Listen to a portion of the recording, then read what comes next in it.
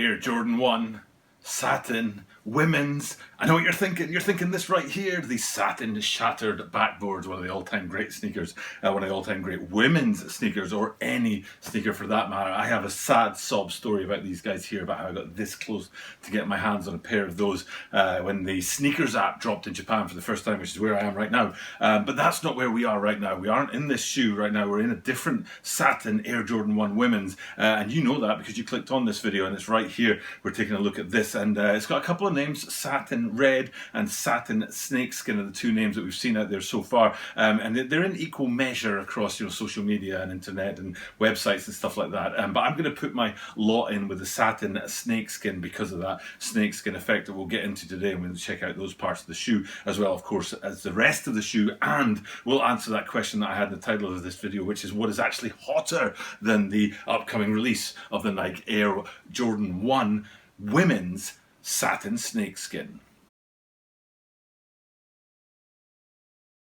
This is a Tokyo Bada 23 Sneaker Channel, Tokyo Bada 23 Sneaker Channel des. Mainichi Absuru no de, Mainichi Mite Kudasai. And every single day from Tokyo, Japan, I bring content about upcoming sneaker releases, sneaker news, and sneaker reviews. And today, what we're looking at is a shoe that I've kind of held off on. It's been out there for a long time. Let's face it, they dropped images of this shoe weeks, if not months ago, and I could have brought this video to you a long time ago. But I try to bring the videos about a week and a half before the drop date, rather than months before the drop date. Although, with an exception, these right here, the Jordan 4 off-whites, when I first saw those, I was like, man, I'm just talking about them as soon as I saw them, me being an absolute lover of Jordan 4s. But this shoe today, it's been rumbling around. It's been in pre-production or whatever you want to call that for months and months, and finally now we've got a potential drop date. Yesterday when we were talking about the USA mids, we were talking about the possible drop dates with that, because in that shoe I've seen places that say it's already available in select retailers, coming on August the 1st or coming on August the 12th. And then this shoe today, actually, I've seen in two different places, August the 6th, and I've also seen August the 12th as well. So it depends on where you are, what you're seeing, what you're looking at, what the drop date is. Personally, I'm going to put my foot in the August the 12th camp. I think these are coming a little bit later, but that's just me. Maybe you know different, and you can tell us all about that in the comments down below, so please feel free to mash it up down there. But regardless of when the drop date is, the 6th or the 12th of August, which is in a few days time, I think I'm right in saying that this video is going to go up on July 31st. So either it's a week in advance or a week and a half in advance, one of the two, which is just about where I like things to be. So I'm ready finally to talk about this shoe, and happy to take you through all the details on it. And we'll answer that question from the title of this video, and then we'll take a look at all the important parts of this shoe that make it one of the finest Air Jordan 1 highs that have been coming out in recent times. Now, I stress the high because mids and lows have probably been coming out in a higher quantity than highs over the last maybe 12 to 18 months. I said in yesterday's video, at the start of 2019, there were a lot of highs dropping, but they seem to have sort of faded a little bit compared to mids and lows, and especially the mids. I think there's been an awful lot of mids that have been coming out recently, and like I said in yesterday's video about those USAs, that was a mid. But then here we are with this high, but it is a high, and it's a women's high, and it's like, this would be a great looking shoe, as would have the satin shattered backboards have been a great looking shoe for all sizes, not just women's sizes. The satin shattered backboards came all the way up to a USA 12, women's 12, which was men's 10.5. Lord knows why we need to have different sizes for those. I can, to be honest, I really like how Japan sizes shoes centimeters for everybody. Very easy, even kids, it's in centimeters, and it's very easy to tell how big a shoe is and whether or not a men's shoe will fit a woman or a woman's shoe will fit a man. So, but these, size things, the satin shattered backboards came up to a women's 12, which was a men's 10.5, and then hopefully these guys will come in a bigger run as well. It won't fit me. I think I'm right in saying I'm a USA 12.5, 30.5 centimeters is what I wear, and that 0.5, man, I've tried wearing 30 centimeters. It doesn't work. I can cram my foot in there, but it just and after 5 minutes it's painful on my toes and my Achilles, so don't do that. So 30.5 it is for me. There's no way that this women's run is going to go, even if they extend that beyond the range of a normal women's run. This one's not going to make it into my size, but it's still a great looking shoe, and it's kind of disappointing in that. But that leads me into answering that question, like I said, about what this video is, which is what's hotter than the Nike Air Jordan 1 women's high satin snakeskin. And what's hotter than that is the Nike Air Jordan 1 high women's satin snakeskin toddler right here. When I saw these, I was like, man, they're cute. And if you're a watcher of my channel, you know I've got a 2-year-old. She actually turns 3 in August. So this video, if you're watching it, is most likely this month. But I'm making it in July, so technically speaking, it's next month. And it might just be, her feet are about 15 centimeters. And again, I can't do size conversions to UK or US sizes, but 15 centimeters. I wonder if these toddler Air Jordan 1 satin snakeskins will come in her size, because if they do, these will be the first Jordan pair of sneakers that she's going to get, because these are cute, man. They are much like, and they're almost the same as the full size run, the larger size runs in there. There's one above toddler kids size, and then one above that in women's size, but no men's size. I've talked a lot about how I would just prefer full size runs and don't put like a tag of women's on them. Or men's for that matter. But there's just something about how cute the toddler ones are. The way that tongue is on there, the way the tongue branded is slightly different. Even the Wings logo on the side is stamped in a slightly different way. And they're just so darn cute. So I'm really thinking about trying to get my hands on a pair of them for my little girl. But that's, you know, that's just me. That's just my life. That's just my way of looking at things. But what we're really here to do today is actually have a look at the details on the shoe itself.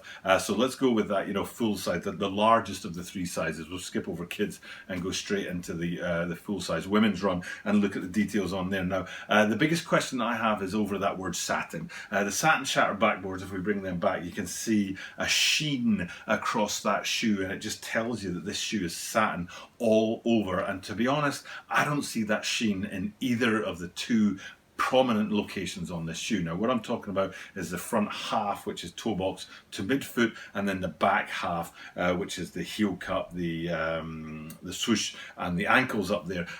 That's the 2 different halves of the shoe. Now the front half is where your leathers are, and then the back half is where your snakeskin is. And one of those surely should be satin, but I'm not seeing that kind of satin vibe that we got off the shattered backboards.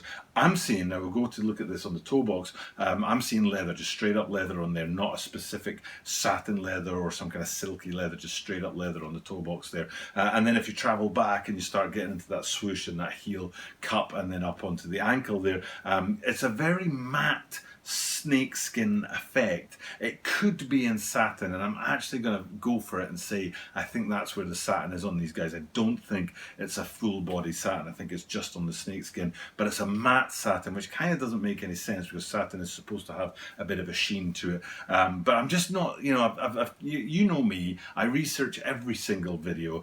Before I come in, I talk to you guys. I've got it all worked out. In fact, you know what? Let's have a look at that, because what I do is below, there's the camera shaking now because it's on a stand. The camera's actually on what is it now? It's a vacuum cleaner stand. It's a Dyson vacuum cleaner stand. It's slightly shorter than I want it to be, but it's a great height for the camera to be. And then underneath that, I have my iPad sitting with the information I want to talk about in the video today, with a couple of pictures of the shoe. And then if you look here, hopefully what you can see is my notes about the shoe. Now I do that every single day. Every single video that I talk to you guys and talk about shoes is I've looked at the shoe, I've looked at multiple different sites. In the case of today, it was Sole Supplier, Sneaker News, Kicks on Fire, and Sneaker Dunk. And Sneaker Dunk is a Japanese site.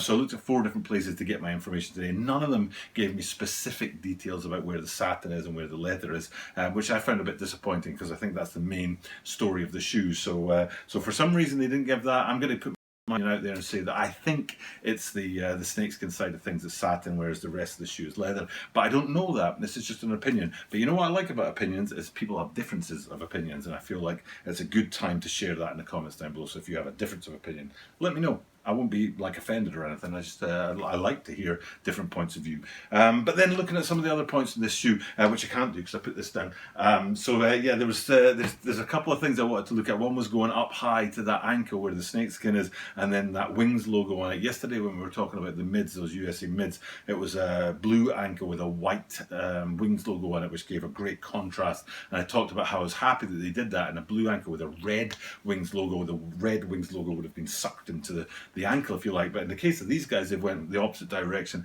and they're both the same. There's no contrast between the two. And like I said, it's a great feature on the toddler one, but you can see it up here high on the women's size, the full size, the larger adult size. That's the word I'm looking for on these guys. And then if we go around to the front of the shoes, this is my one small little disappointment on these guys, was that I think they could have done with an extra colour on there. If we come back to the satin shattered backboards, you can see that they did a great job of 3 colours on the tongue there, and there's a real, I think I'm right in saying it's white branding that really pops off on there, and it gives it that extra bit of contrast. But then you look at today's shoe, and they've gone with the blue tongue, I think it is, with the red branding, and no white inside. And I think that lack of white is just a tiny little detail that would have been not blue black. I'm thinking about yesterday's shoe with the blue black tongue and with the red detailing on there, and they could have done with a bit of white in there, which would have given it a bit of pop, a bit of definition. But other than that, it's a great looking shoe. I'm surprised they went with that black outsole on there. I think that maybe could have done with cherry red down there.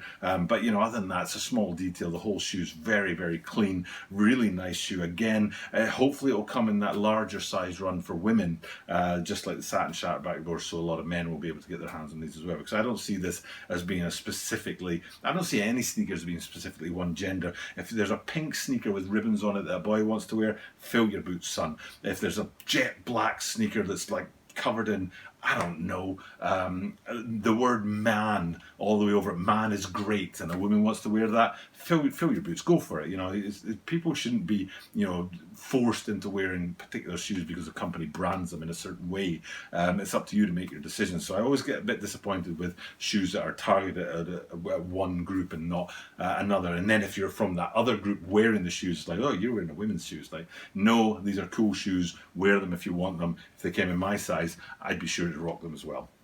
Okay, for now it's time for me to sign off. It is about 10 to midnight on Thursday night, and this is Friday's video, so I've got less than 24 hours to get it out there. So I'm going to go away and do that. Thank you guys for checking out the content today. Went a bit random today. Went a bit Joe Biden. Went a bit off topic and rambled a little bit today, but you know, it's sometimes nice to do that. So, but thank you guys for checking out the content. Do this every single day, and that means that you are guaranteed to see me tomorrow.